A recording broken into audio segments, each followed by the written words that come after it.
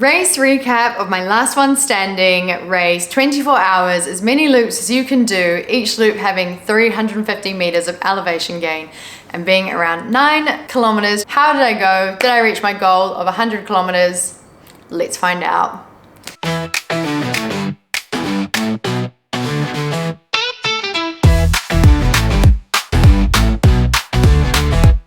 So firstly, apologies about the delay on this video. I know the race was on November 1st and it's December, so sorry, but yeah, just really haven't found the motivation and had a few like family things going on, so yeah. But here we are, better late than never.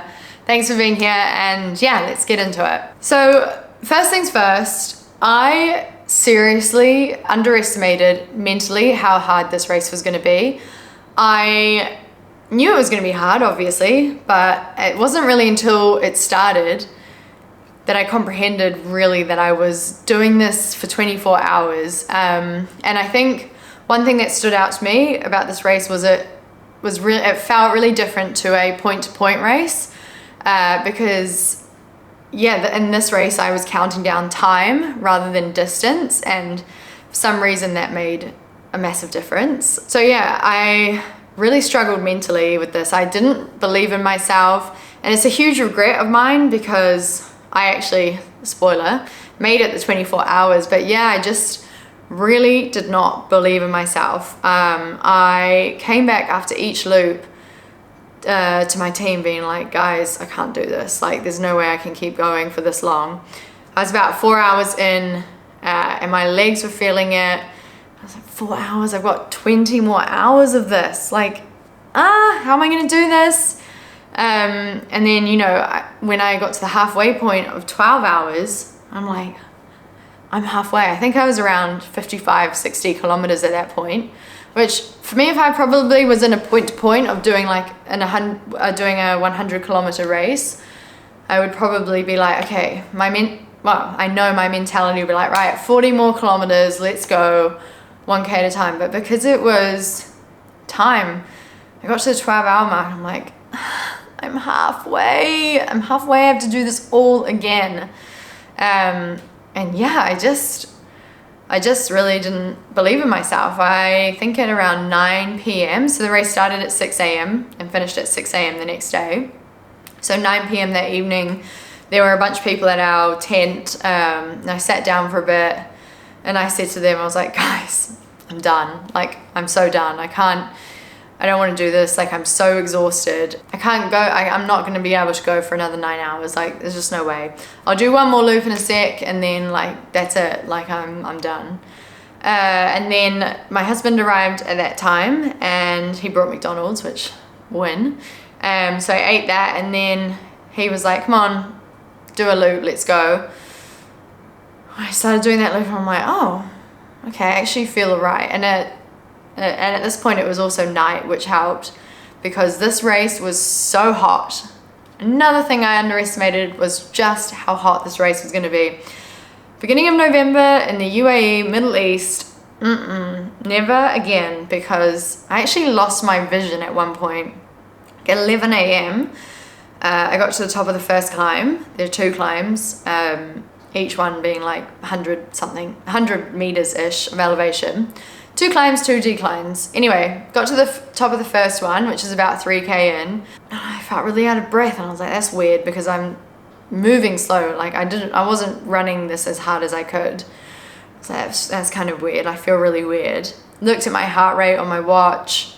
It was fine. It was at like 140 beats per minute.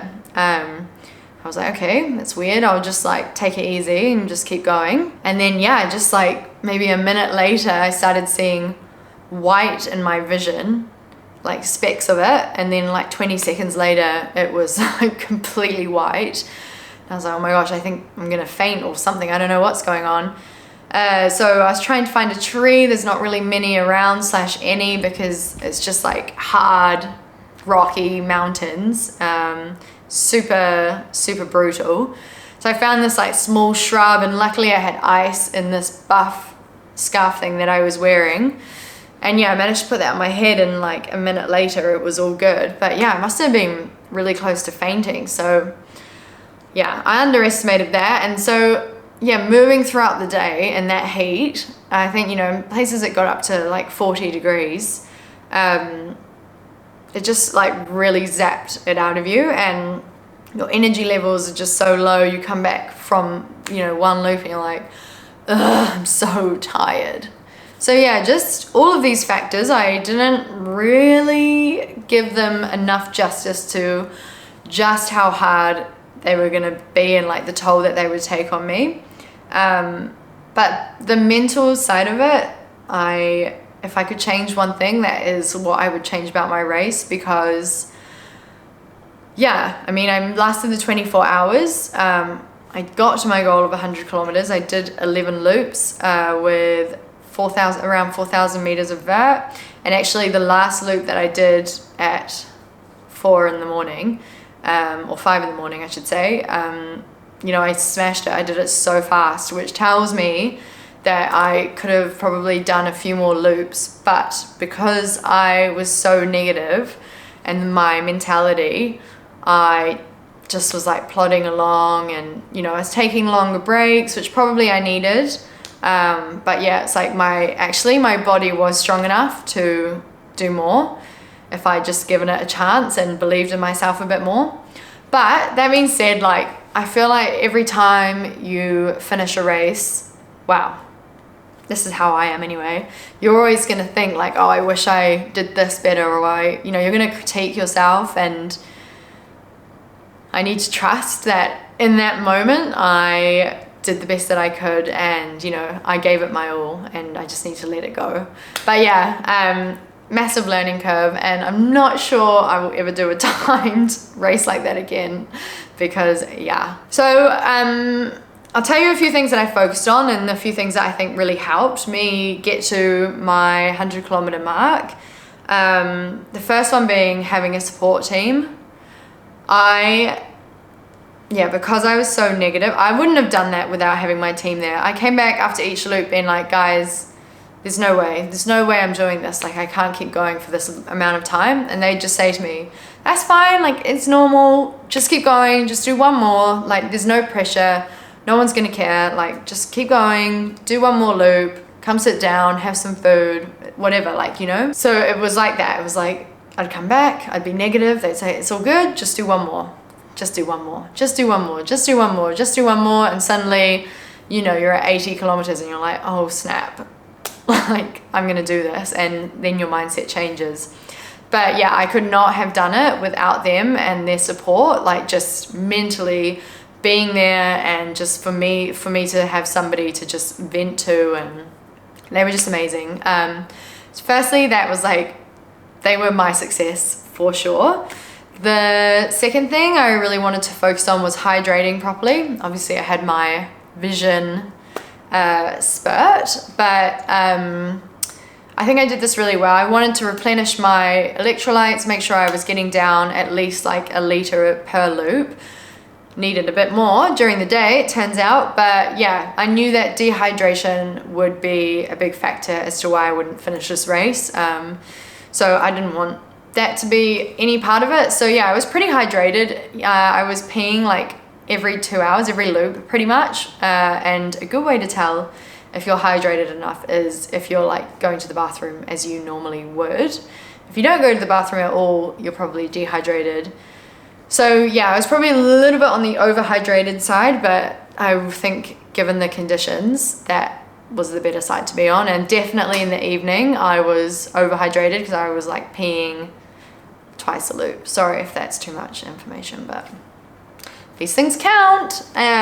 So yeah, so hydration, I was pretty happy with that. I mean, we had a team meeting before the race and we discussed, like, we worked out how many electrolytes I need to be having every loop. And I mean, the good thing about a race that is a loop is it's pretty easy to calculate. So each loop would give me the amount of electrolytes I had to get down, and yeah, I just had to finish that before the loop and then go again. So yeah, it was pretty easy on that front. The other thing I knew that I had to nail was my fueling. Obviously 24 hours is no joke. You can't just fuel on gels.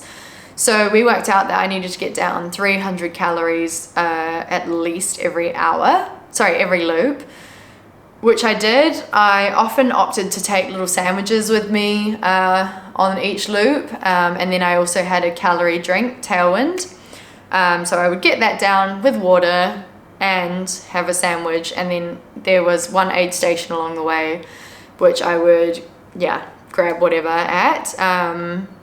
So yeah, and then every time I came back I was eating food. As I said, I was really negative, and food for me is a real mood lifter. Like if I eat, I instantly become happy. Simple things.